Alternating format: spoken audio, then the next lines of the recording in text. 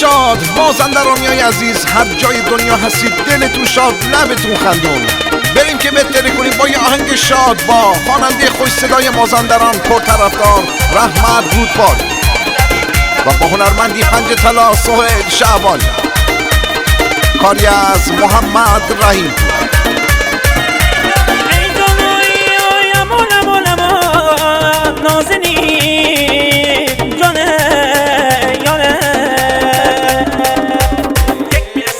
اصالت مازرونیه تکروم من سکه درونیه تو همه مازرون جهانیه اینجا دری پیر نبونی فقط جوانیه اینجا دری پیر نبونی فقط جوانیه سه همه دست به چون و چودانه حتی شپش به سال کودانه چون اگه جاش برسه جنگینه هم کود شلوار که نشی تنم بلنگینه هم کود شلوار که نشی تنم بلنگینه.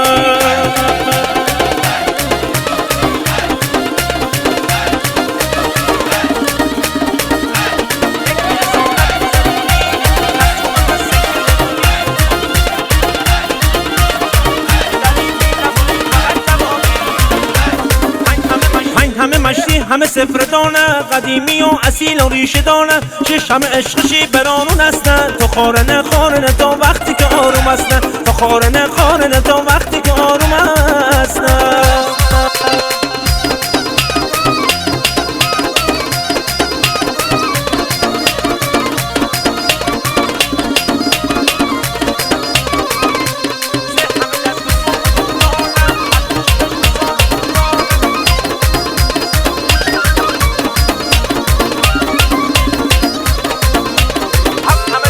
همه دست به تیر شکارچینه کوه ها کمر صحرا شکارچینم هشت همه با معرفت و خواسته غیرتی رو خاک مازرون قلق حساس نه غیرتی رو خاک مازرون قلق حساس نه.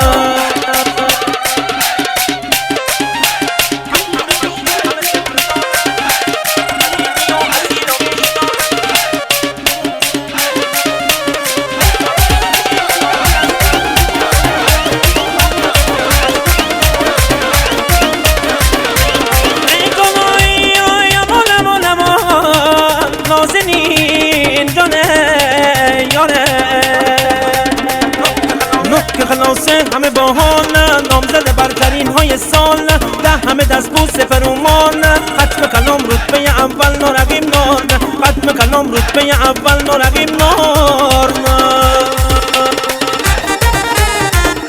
تنظیم صدا رضا غلام.